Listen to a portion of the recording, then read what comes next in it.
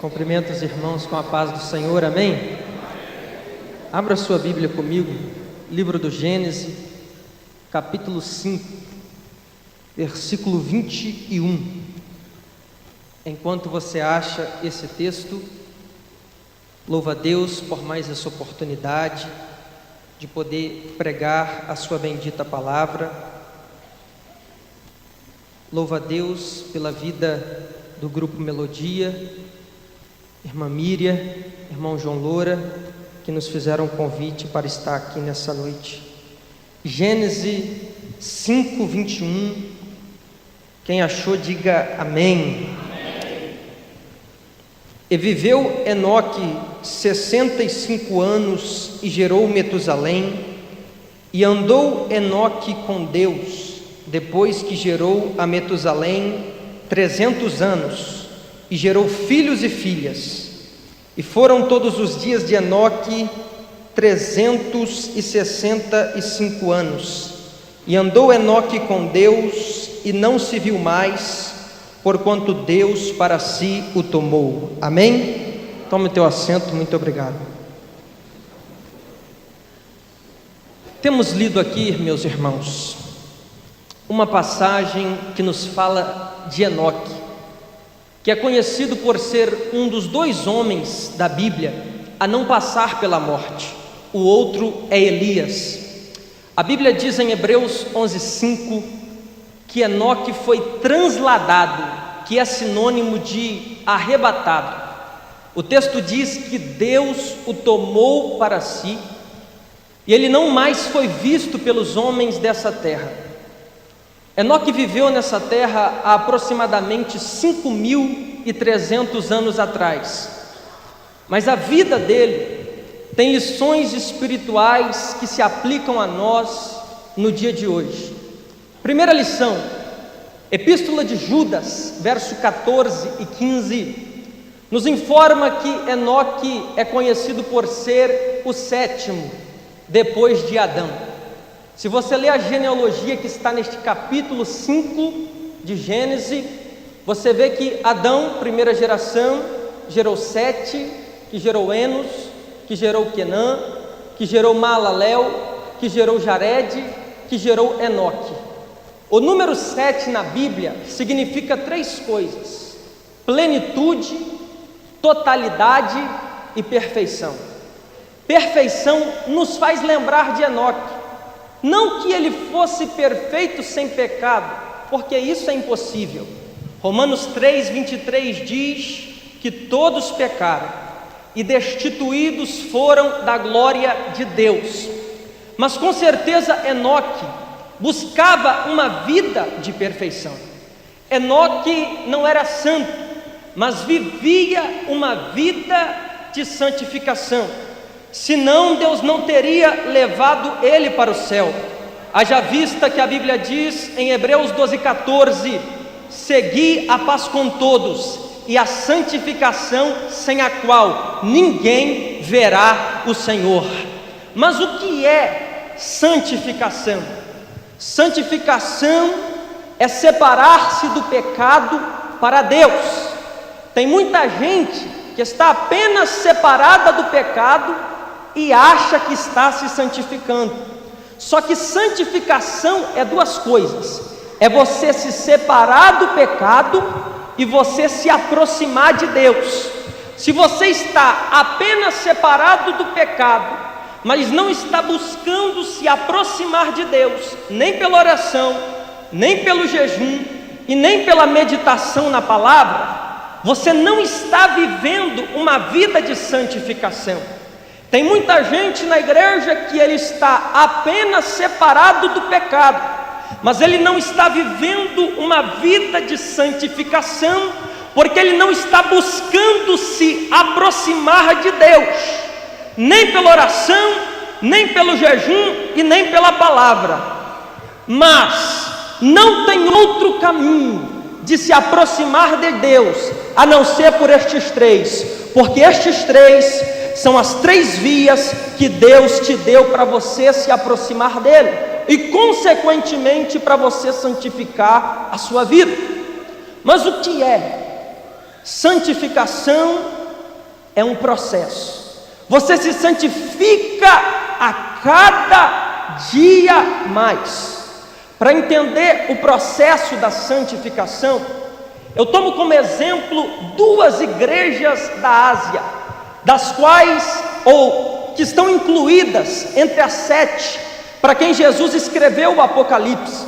Se você abrir a sua Bíblia em Apocalipse 2 e ler o que Jesus falou à igreja de Éfeso e à igreja de Tiatira, você vai perceber que para cada uma delas, ou para as 2, Jesus vai fazer elogios e repreensões de formas contrárias.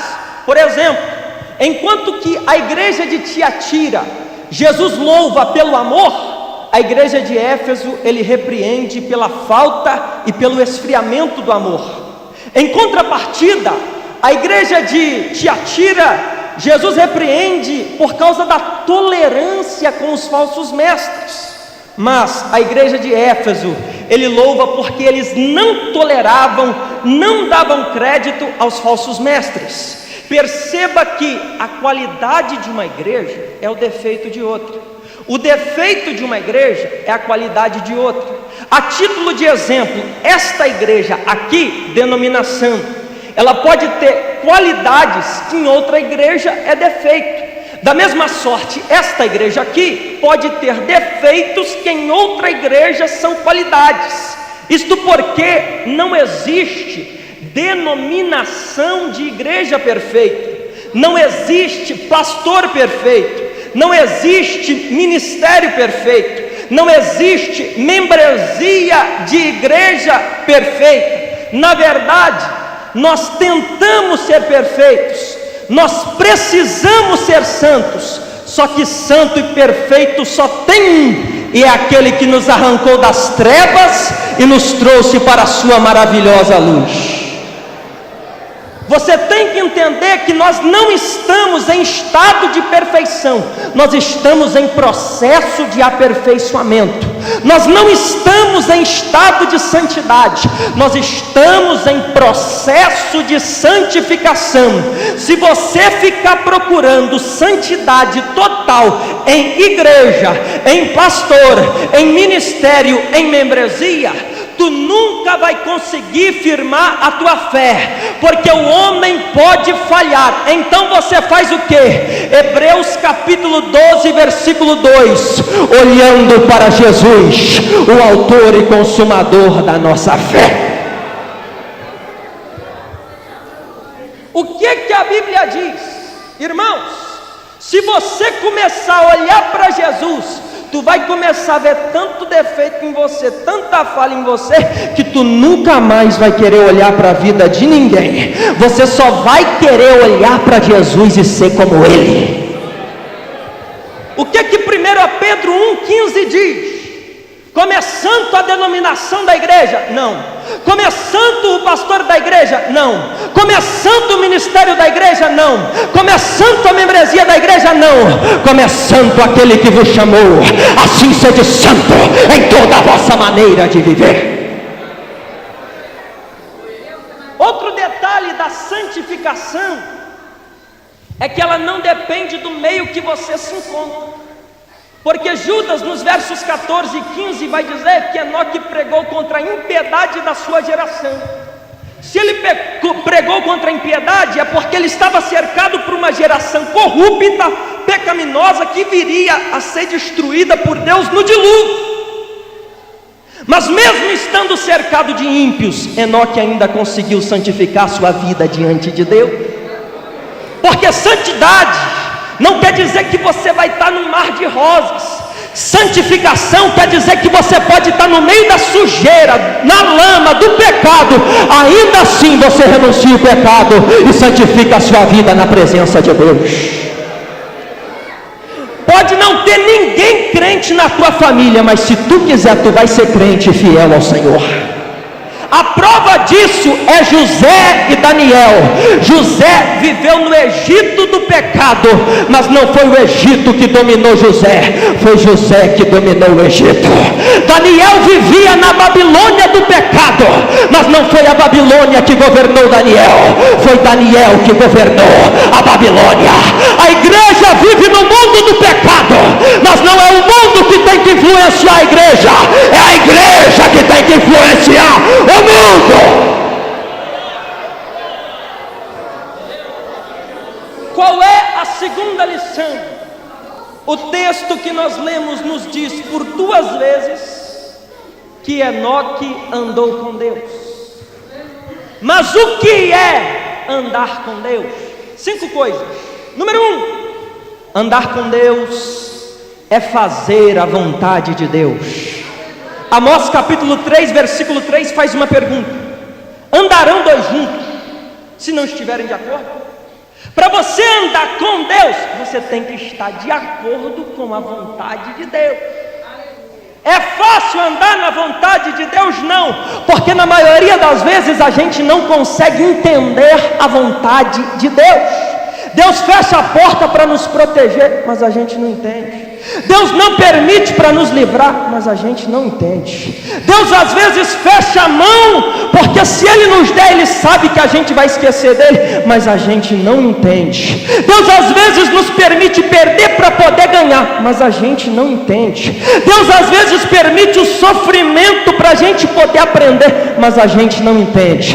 Deus às vezes permite a gente ser humilhado para depois ser exaltado, mas a gente não entende. Mas deixa eu te dizer uma coisa: não desanima de andar na vontade de Deus, não, porque Jesus disse para Pedro em João 13:7, e vale para você também, quando Pedro não queria deixar Jesus lavar o pé dele, Jesus disse: o que eu faço agora tu não entendes, mas tu saberás depois. A vontade de Deus você não entende no momento, mas quando você chegar aonde Deus quer que você chegue, tu vai olhar para trás e vai entender porque que Deus permitiu você passar por tudo isso.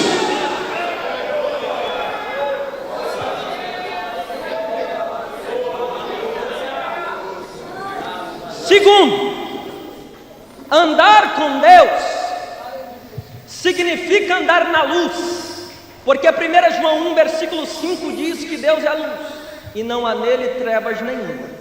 E se dissermos que temos comunhão com Ele e estamos em trevas, somos mentirosos e em nós não está a verdade. E se andarmos na luz, como Ele na luz está, temos comunhão uns com os outros, e o sangue de Jesus Cristo, seu Filho, nos purifica de todo pecado.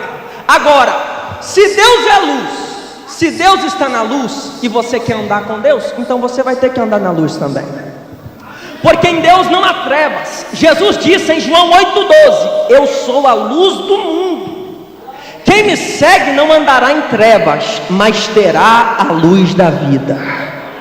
Tem muita luz que está querendo se esconder para não brilhar, mas Jesus disse que a luz não ilumina escondida no canto, debaixo da vasilha, ela ilumina no lugar alto. E detalhe, não é as trevas que influencia a luz, é a luz que influencia as trevas aonde quer que ela chega. Assim disse Jesus: resplandeça a vossa luz diante dos homens, para que vejam vossas boas obras e glorifiquem vosso Pai que está no céu. Terceiro, andar com Deus significa ser diferente. Ninguém anda com Deus e continua com o mesmo. Ninguém encontra com Jesus no caminho de Damasco e continua o mesmo. Ninguém encontra com Jesus nas estradas da vida e continua o mesmo. Quem anda com Deus é diferente. Enoque, olha só, a igreja vem do grego eclésia, que significa tirados para fora. A igreja foi tirada para fora do mundo, para ser diferente do mundo. Enoque andava com Deus, Enoque era diferente. Enoque não vivia como os demais. E porque ele não vivia como os demais, Deus não deixou ele morrer como os demais. Você não entendeu? Vou repetir. Enoque não vivia como os demais, por isso Deus não deixou ele morrer como os demais. Se você for diferente com Deus, Deus vai ser diferente com você. Se você fizer algo novo para Deus, Deus vai fazer algo novo por você. Agora, se você tratar Deus como todo mundo trata, Deus vai te tratar como Ele trata todo mundo. Agora, se você fizer algo diferente para Deus, que mais ninguém está fazendo, aí a história muda. Ninguém ora, ora você. Ninguém jejuma, jejuma você. Ninguém lê Bíblia, lê a Bíblia você. Ninguém busca, busca você. Ninguém sacrifica, sacrifica você. Ninguém levanta a mão, levanta a mão você. Ninguém adora, adora você. Ninguém estende a mão você. Ninguém faz nada, faça alguma coisa você. Porque se você fizer para Deus o que mais ninguém está fazendo, Deus vai fazer por você o que Ele nunca fez para mais ninguém. Jesus de Nazaré. Olha o segredo do texto, olha o segredo. Se você andar com Deus, Deus vai andar com você. Se você for diferente, Deus vai ser diferente com você. Irmão, se você fizer a tua parte, pode ter certeza que Deus vai fazer a parte dele na tua vida. Quarto lugar, andar com Deus significa não perder tempo. Quem anda com Deus não perde tempo. E o que tem de gente perdendo tempo com as coisas desse mundo, e eu não estou falando das coisas essenciais, como por exemplo trabalho, família e saúde, porque disso você não pode abrir mão. Eu estou falando dos passatempos inúteis, que não trazem nenhum benefício, nem para a tua vida material e muito menos para a espiritual. As pessoas não valorizam o tempo que Deus dá. Se você quer saber o valor de um ano, pergunte a um estudante que ficou reprovado. Se você quer saber o valor de um mês, pergunte a uma mãe que teve um filho prematuro. Se você quer saber o valor de uma semana, pergunte a um editor de uma revista semanal. Se você quer saber o valor de um dia, pergunte a uma diarista que não pôde trabalhar. Se você quer saber o valor de uma hora, pergunte aos apaixonados que estão esperando a hora do encontro. Se você quer saber o valor de um minuto, pergunte a quem perdeu um trem, perdeu um voo, perdeu um ônibus. Agora, se você quer saber o valor de um segundo, pergunte a quem sofreu um acidente e sobreviveu. Porque num acidente, um segundo pode salvar ou pode tirar uma vida. Agora, se o tempo é precioso, a pergunta é: o que você tem feito com o teu? Lembre-se de uma coisa: quem anda com Deus não perde tempo. Quinto lugar, andar com Deus é estilo de vida, é viver com Deus. Se você está com Deus aqui dentro, mas quando sai você deixa Deus de lado, você não está andando com Deus. Deus não é uma moeda que você tira e coloca no bolso a hora que quer. Ou você anda com Deus ou você não anda. Ou você é todo de Deus ou você não é nada. Ou Deus ocupa o primeiro lugar na tua vida, ou Ele não vai ocupar lugar nenhum. Ou você ama a Deus de todo o teu coração, ou você não ama. Isso é inegociável. Você precisa decidir, porque a indecisão não é de Deus. Quem anda com Deus vai andar com Deus em qualquer lugar. Vai andar com Ele na igreja, vai andar com Ele no trabalho, vai andar com Ele na escola, vai andar com Ele na faculdade, vai andar com Ele na vizinhança, vai andar com Ele no meio da família, vai andar com Ele no Facebook, na internet, vai andar com Ele quando estiver sozinho em casa, aonde Ele estiver vai andar, vai andar. E pode até estar sozinho, longe das pessoas, mas quem anda com Deus nunca estará só. porque o Deus do céu vai sempre estar com ele.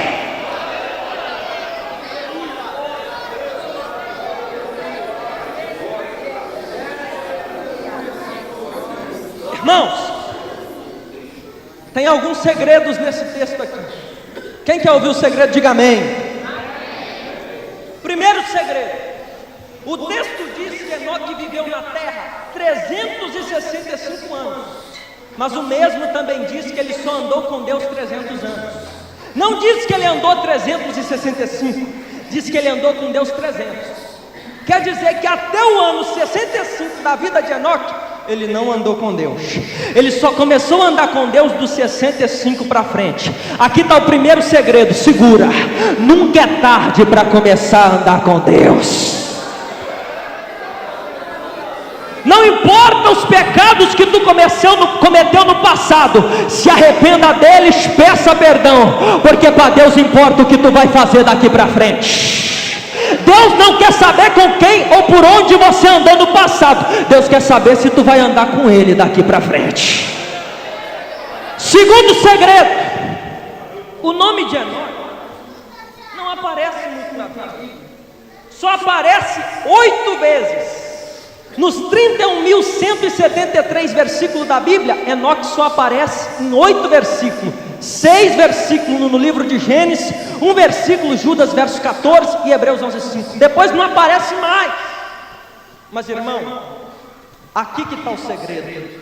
Porque Enoque não aparecia muito, mas ele conseguiu ainda assim chamar a atenção de Deus. Aqui está o segredo: para você chamar a atenção de Deus, você não precisa aparecer muito, você só tem que andar com Ele. Se você andar com Ele, Ele está de olho em você. Vou te dar uma oportunidade de dar glória. Quem anda com Deus vai ser arrebatado dessa terra.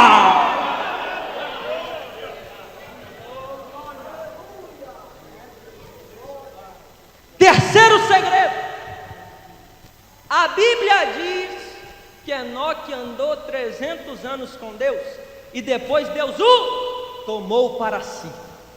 Enoque passou 300 anos da vida dele com Deus.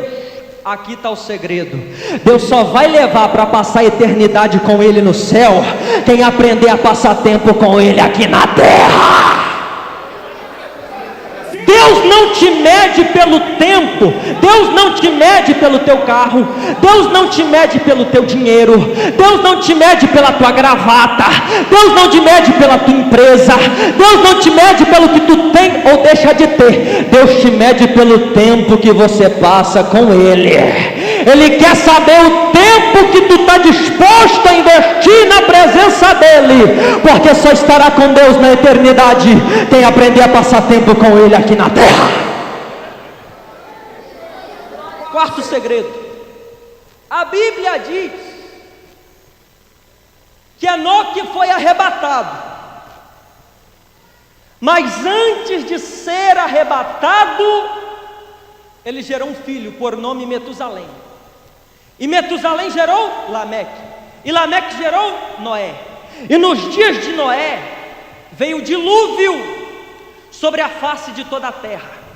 O dilúvio foi a ira de Deus sendo derramada sobre o mundo ímpio daquela geração. Novamente a ira de Deus será derramada sobre todo o mundo no período da grande tribulação. O livro de Apocalipse revela a ira de Deus por meio de 7 selos, 7 trombetas e 7 taças da ira de Deus. Os 7 selos, Apocalipse capítulo 6. Havendo aberto o primeiro selo, João olhou e viu um cavalo branco. O que está sentado sobre ele representa o anticristo, a primeira besta, e a falsa paz que ele vai introduzir na terra por 3 anos e meio, durante a primeira parte da grande tribulação. Esse cavaleiro, ele usa uma coroa, porque ele vai se manifestar como dominador de todo o mundo. E havendo aberto o segundo selo, João olhou e viu um cavalo vermelho. Esse representa a guerra, é o poder da segunda besta, o falso profeta, que vai tirar a paz da terra. Ele vai trazer terror e temor para as nações. Ele vai perseguir e fazer guerra contra todos aqueles que não aceitarem sua marca, seu número na testa ou na mão direita. E havendo aberto o terceiro selo, João olhou e viu um cavalo preto. Este representa a fome, que vai abraçar toda a terra em consequência da guerra. E havendo aberto o quarto selo, João olhou e viu um cavalo amarelo. Este representa a morte. Está escrito que 1/4 da terra, ou seja, 25% dos habitantes da terra, literalmente a morte, na grande tribulação, quando o quarto selo for rompido, vai matar. E vai matar pela fome, vai matar pela espada, vai matar pelas pragas e vai matar pelos animais selvagens da terra. Milhares e milhões de pessoas vão morrer. Aberto o quinto selo, João olhou e viu as almas daqueles que tinham sido mortos na grande tribulação por causa da palavra do testemunho, é porque não aceitaram a marca da besta. E havendo aberto o sexto selo, a Bíblia diz que vai haver um grande tremor de terra. Está escrito que o sol vai se tornar negro como saco de silício, e a lua vai ficar vermelha como sangue. As estrelas vão cair do céu como a figueira quando lança de sobre si os seus figos. A Bíblia diz que o céu se retira como o livro que se enrola. Todos os montes e ilhas vão ser removidos dos seus lugares.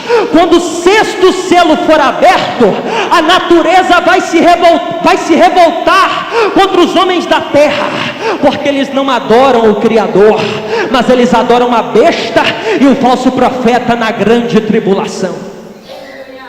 Apocalipse 5, versículo 11, a Bíblia diz que havia em volta do trono de Deus no céu milhares e milhões de anjos. Mas Apocalipse 8, versículo 1 diz que quando o sétimo selo foi aberto, o céu, com seus milhares e milhões que nele havia, fez silêncio por quase meia hora. João vai contemplar 7 anjos com 7 trombetas na mão. São mais juízos de Deus sobre a face da terra. Apocalipse capítulo 8, versículo 7 em diante: e tocou o anjo a primeira trombeta, e saraiva, chuva de granizo, e fogo misturado com sangue vai ser lançado na terra, que vai ser queimada na sua terça parte. Isso é, 33% da terra aproximadamente vai queimar quando a primeira trombeta tocar. Está escrito que uma terça parte das árvores vai ser destruída. O segundo anjo vai tocar a sua trombeta, e um grande monte ardendo em fogo, possivelmente um meteoro, vai cair no mar. E a Bíblia diz que uma terça parte dos oceanos vai virar sangue, e uma terça parte dos peixes vão morrer. O terceiro anjo vai tocar a sua trombeta. A Bíblia diz que uma grande estrela, ardendo como tocha, ela vai cair sobre os rios e sobre as fontes de água doce. Essa estrela tem nome, se chama absinto, que significa amargo. Ela vai cair sobre os rios e fonte de água, e vai tornar uma terça parte da água potável que existe no mundo amarga. Vai contaminar uma terça parte da água. E a Bíblia diz que os homens vão ter sede e vão beber dessas águas, e muitos deles morrerão envenenados. A quarta trombeta vai tocar. A Bíblia diz que o sol vai ser ferido na sua terça parte, assim como a lua e as estrelas. Diz a Bíblia que uma terça parte do dia não vai ter luz, assim como uma terça parte da noite. Só que a noite já é escura, não brilha. quer dizer que uma terça parte da noite vai ter trevas mais densas do que o normal. Agora pense, uma terça parte do dia sem luz, e uma terça parte da noite com trevas mais densas do que o normal. O dia, na sua parte clara, tem 12 horas, assim como tem 12 horas à noite. Os dois formam junto 24 horas. Agora, a terça parte de 12 horas é 4 horas. Quer dizer que quando a quarta trombeta tocar, o dia, na sua parte clara, vai ter 4 horas a menos sem luz, em trevas. E a noite vai ter 4 horas com trevas mais densas do que o normal. Agora, quando eu falo de trevas, eu lembro de Êxodo 10, 21.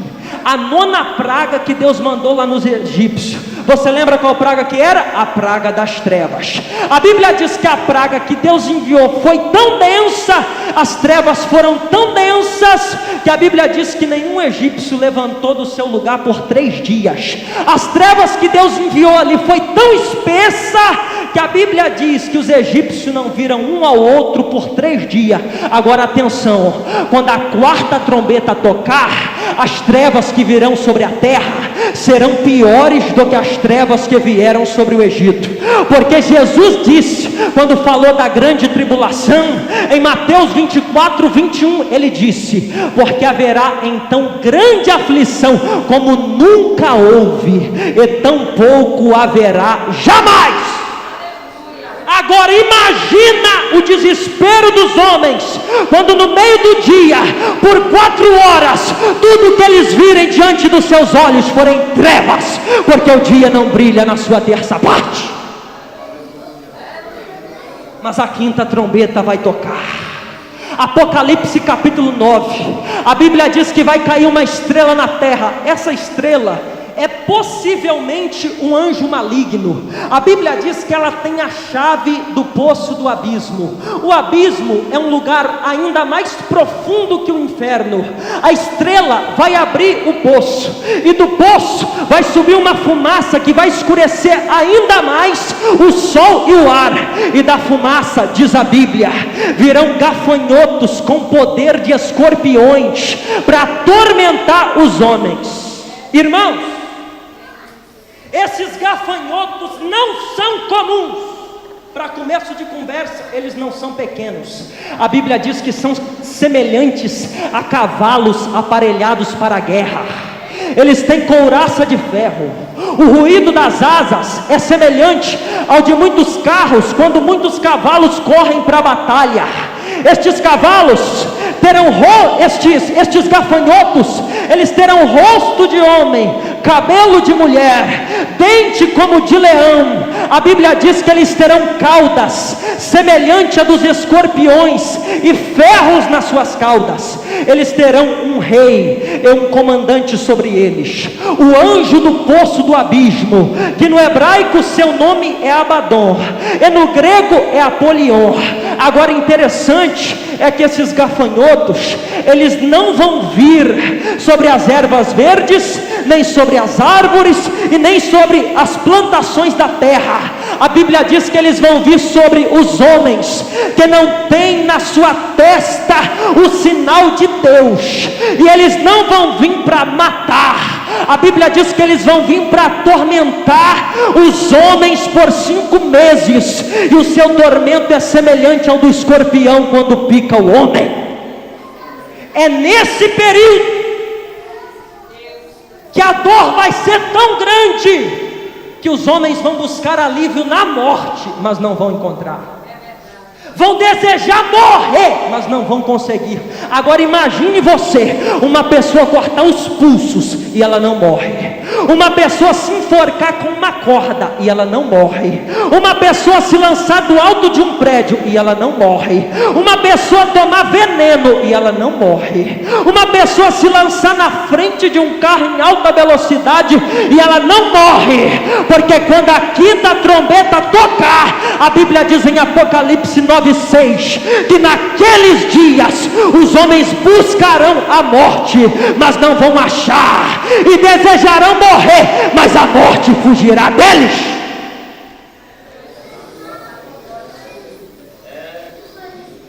mas a sexta trombeta vai tocar. A Bíblia diz que 4 anjos que estão presos junto ao grande rio Eufrates vão ser soltos. Segundo os teólogos, estes 4 anjos talvez sejam até piores do que o próprio diabo. É por isso que estão presos e reservados para hora, dia, mês e anos determinados por Deus. Mas quando a sexta trombeta tocar, eles vão ser soltos. E a Bíblia diz que eles têm um exército de cavaleiros infernais de 200 milhões. Os que estão assentados sobre o cavalo têm couraça vermelha como fogo, azul como jacinto, amarela como enxofre. Os cavalos terão rosto semelhante ao de leão, e da sua boca vai sair fogo, fumo e enxofre. Os cavalos terão caudas semelhante a serpentes. As caudas vão ter cabeça para poder ferir os homens.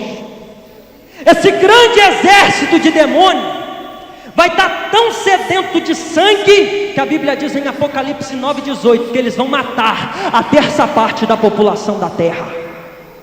Só que o que é mais triste, irmãos, é que os que não morrerem dessa praga, a Bíblia diz que não se arrependerão da sua idolatria, nem do culto a demônios, não se arrependerão dos seus homicídios, nem das suas prostituições, nem das suas feitiçarias e nem dos seus roubos. Apocalipse 11, verso 15 e 16: o 7º anjo vai tocar a sua trombeta, e haverá no céu grandes vozes que dirão: os reinos do mundo vieram a ser do nosso Senhor Jesus Cristo, e Ele reinará para todo sempre. E os 24 anciãos que estão assentados sobre o seu trono diante de Deus vão se prostrar sobre o seu rosto e vão adorar a Deus. Quando a 7ª trombeta tocar, a Bíblia diz que haverá relâmpagos, vozes, trovões, terremotos e grande saraiva. Mas ainda não acabou. Apocalipse 15:1, João vê 7 anjos com 7 taças da ira de Deus para ainda serem derramadas.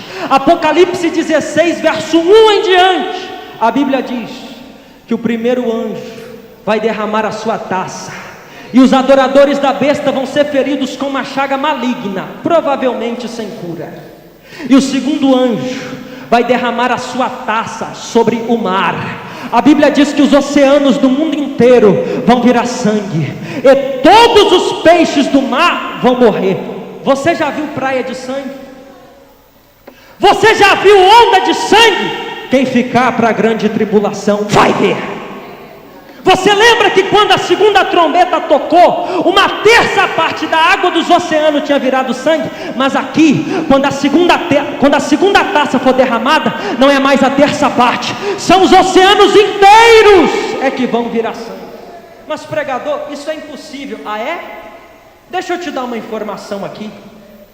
O mundo, ou melhor, a ciência, até hoje está tentando descobrir o tamanho do universo, o tamanho do céu. Mas a Bíblia diz em Isaías 40, verso 12, que o nosso Deus com a palma da mão, Ele mede tudo. Sabe as águas dos oceanos que tem por aí? O nosso Deus pega tudo na concha da mão dele. O mundo tem hoje aproximadamente 200 nações, com cerca de 7,6 bilhões de habitantes. Mas a Bíblia diz em Isaías 40, verso 15, que as nações são para o nosso Deus como uma gota de água dentro do balde. O nosso Deus é grande, não existe coisa difícil para Ele. Não me diga o que Ele não pode fazer. Ele faz o que Ele quer, na hora que Ele quer e do jeito que Ele quer. Irmão, você entende por que Jesus disse que nunca houve aflição como a desses dias?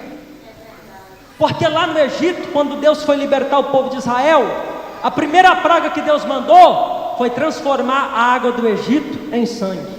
O rio Nilo, que corta o Egito, virou sangue. Mas aqui, quando a 2ª taça for derramada, não é apenas as águas de um país que vai virar sangue. Não é apenas um rio que vai virar sangue, são os oceanos e as praias que costeiam o mundo inteiro é que vão virar sangue. Imagine o mau cheiro, imagine o odor de todos os peixes mortos na superfície do sangue.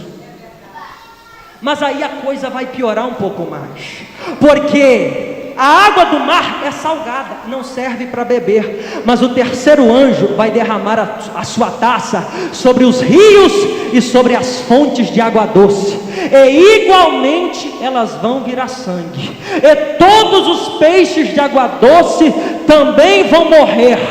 Imagine, as pessoas vão ter sede, e não tem nem água suja do rio Pardo para beber, não tem água saloba para beber, não tem água amarga para beber, não tem água amarela para beber, só tem sangue, se alguém quiser matar a sede. Mas aí a coisa vai piorar um pouquinho mais, porque o quarto anjo vai derramar a sua taça sobre o sol, e a Bíblia diz que o sol vai aquecer de uma tal forma que os homens vão ser queimados pelo intenso calor. Calor do Rio de Janeiro? Nadinha. Calor de Cachoeiro? Nada. Calor da Grande Vitória? Nadinha. Aquecimento global que tem hoje? Nada! Comparado com o calor que vai tomar conta da terra quando a quarta taça for derramada. E não adianta pedir misericórdia, não tem mais misericórdia. Misericórdia é hoje, misericórdia é agora, mas naquele grande dia é só a ira de Jeová que estava guardada. E o quinto anjo vai derramar a sua taça sobre o trono da besta, e o reino dela vai se fazer tenebroso. Isso vai ser notório por todos os seus seguidores, que vão morder a língua de dor. O sexto anjo vai derramar a sua taça sobre o grande rio Eufrates. O rio Eufrates é aquele que nasce lá nos montes armênios, no sul da Rússia, e ele vem descendo até se encontrar com o rio Tigre no Baixo Iraque. Esses dois rios formam um curso de água de 2.900 quilômetros. O rio Eufrates é um dos maiores rios do mundo, mas quando a sexta taça for derramada dentro dele, a Bíblia diz que ele vai secar, abrindo o caminho, facilitando o caminho para os reis do Oriente, que virão guerrear contra Israel na batalha do Armagedon. E a sétima taça vai ser derramada. A Bíblia diz que essa é a pior de todas. A Bíblia diz que haverá um terremoto tão grande como nunca houve. Trata-se de um terremoto universal. A terra vai mudar a sua forma geográfica, vai desaparecer o movimento de translação e rotação. Tudo indica que a terra vai sair do sistema solar, porque assim profetizou Isaías. No capítulo 24, verso 20, Isaías disse: eu vejo a terra cambaleando como bêbado e balanceando como rede de dormir. Por causa desse terremoto, a grande cidade, a cidade sede do governo da besta, que a Bíblia chama de Babilônia, com esse terremoto ela vai ser destruída em 3 partes. As cidades das nações vão cair. Imagine os grandes prédios de Nova York no chão, os grandes prédios inclinados de Abu Dhabi, capital dos Emirados Árabes, lindos, tudo no chão, porque este terremoto vai fazer isso. Esse terremoto, irmãos, ele vai ser de uma tamanha proporção que não vai ficar barragens hidroelétricas em funcionamento, os satélites vão ficar incomunicáveis, as usinas nucleares vão desmontar, porque a terra saiu do seu lugar, saiu da sua órbita.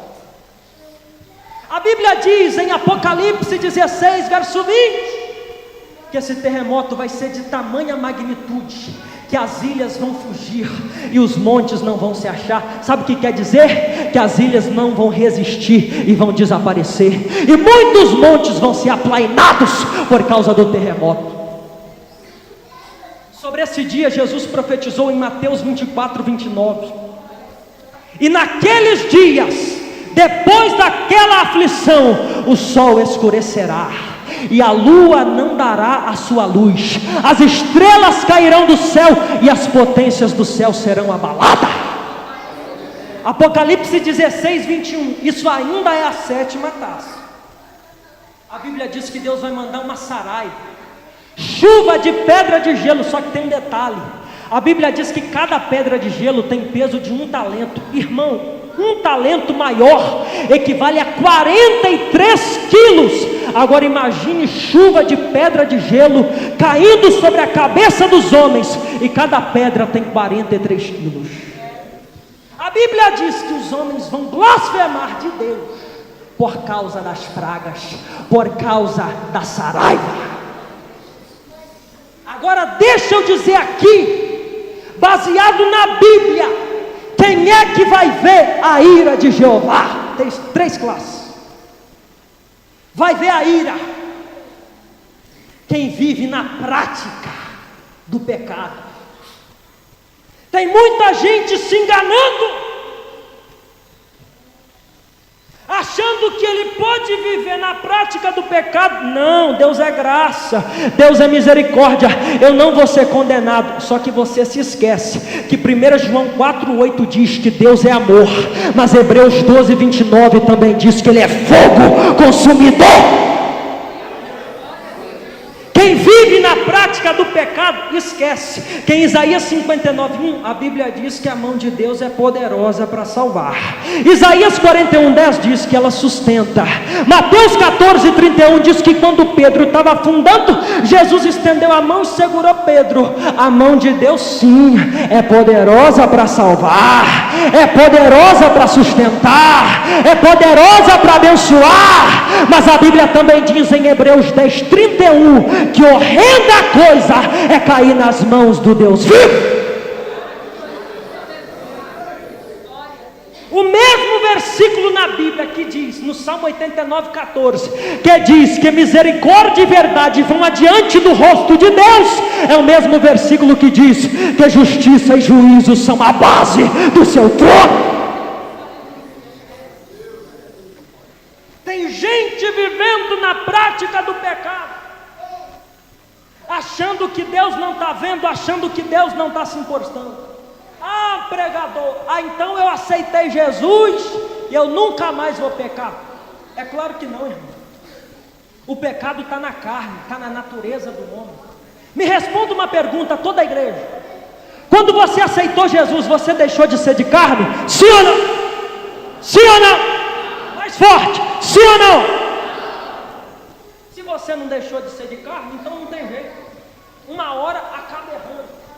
Paulo foi santo demais, foi tão santo depois que se converteu, que Deus levou ele lá no paraíso, no 3º céu, e ele viu as coisas inefáveis que estão preparadas para o santo. Mas ele mesmo disse, em Romanos 7, versículo 18 em diante, ele disse assim: olha, em mim, na minha carne, não habita bem algum. Com efeito, eu quero fazer o bem. Aí ele vai dizer assim: o bem que eu quero fazer, eu não consigo, mas o mal que eu não quero fazer está sempre diante de mim. Aí ele se justifica: se eu faço aquilo que eu não quero, então não faço eu, mas o pecado que está em mim. Então se você é carne, não tem jeito, uma hora você acaba falhando. Mas detalhe, você pode até pecar, mas você não pode viver na prática do pecado. Você pode até pecar, mas o pecado na vida do servo de Deus tem que ser de caráter acidental. Me responda uma coisa, toda a igreja, mais uma vez: é todo dia que você corta a mão com a faca, sim ou não? É todo dia que você bate o carro, sim ou não?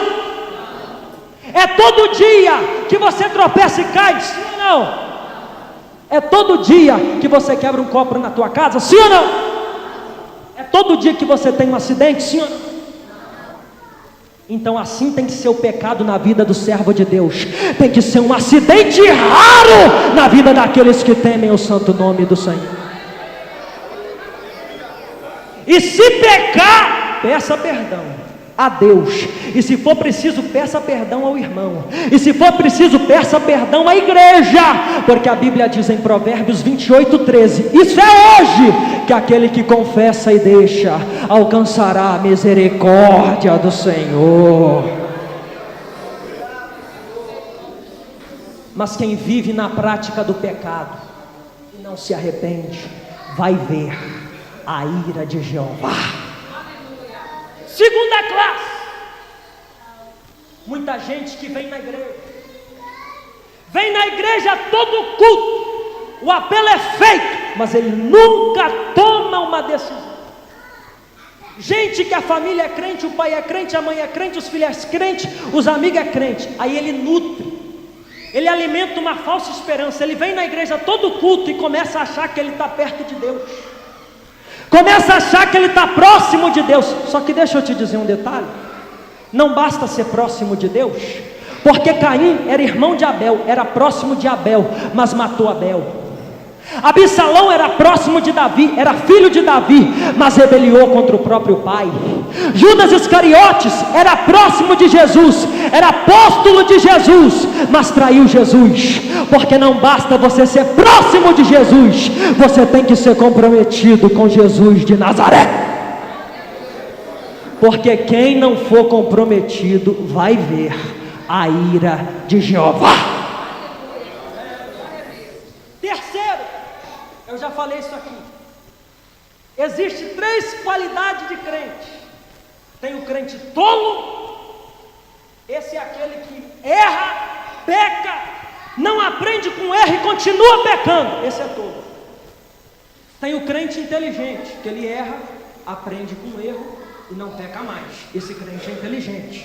Mas tem o crente sábio, que é o melhor, que ele peca, ou melhor, o crente sábio ele não peca, ele não erra, ele aprende com o erro do outro e ele não comete erros. Irmão, para você ser salvo, você tem que ser crente sábio, ou pelo menos você tem que ser crente inteligente, porque quem for tolo e não aprender com os erros e não aprender com os pecados para não cometer mais, vai ver a ira de Jeová. Agora eu vou concluir, porque se eu falei de quem vai ver a ira de Jeová, então eu vou concluir dizendo quem não vai ver a ira de Jeová. Porque alguém deve estar pensando assim, esse pregador está meio doido, porque ele começou a pregar lá em Gênesis sobre Enoque, depois ele foi lá para a ira de Deus no Apocalipse. Agora eu vou concluir em Enoque. Eu disse para você que o dilúvio foi a ira de Deus sendo derramada sobre o mundo ímpio naquela geração. Só que detalhe, antes da ira de Deus ser derramada no dilúvio, Deus colocou Noé e a sua família em segurança na arca. Antes da ira de Deus ser derramada no dilúvio, Deus arrebatou Enoque para o céu da glória. Assim será com a noiva do Cordeiro. Antes da ira de Deus ser derramada na grande tribulação, Jesus virá e arrebata. Quem pode adorar? Quem pode adorar?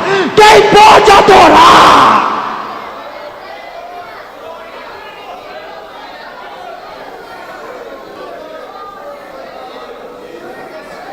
Que conversa fiada é essa de que a igreja vai passar pela grande tribulação? Que conversa é essa que a igreja vai ver a ira de Deus?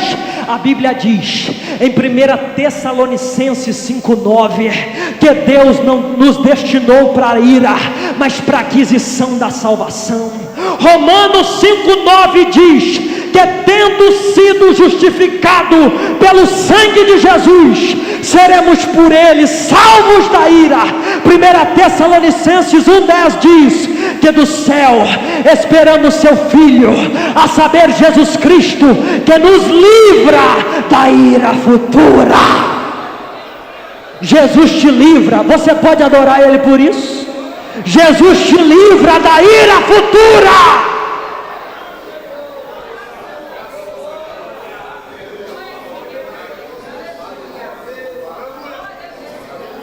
Mas para ele te livrar, você precisa tomar uma decisão hoje. É tempo de fazer um compromisso com Deus. Você quer fazer um compromisso com Deus hoje? Você quer nesta noite entregar a tua vida para Jesus?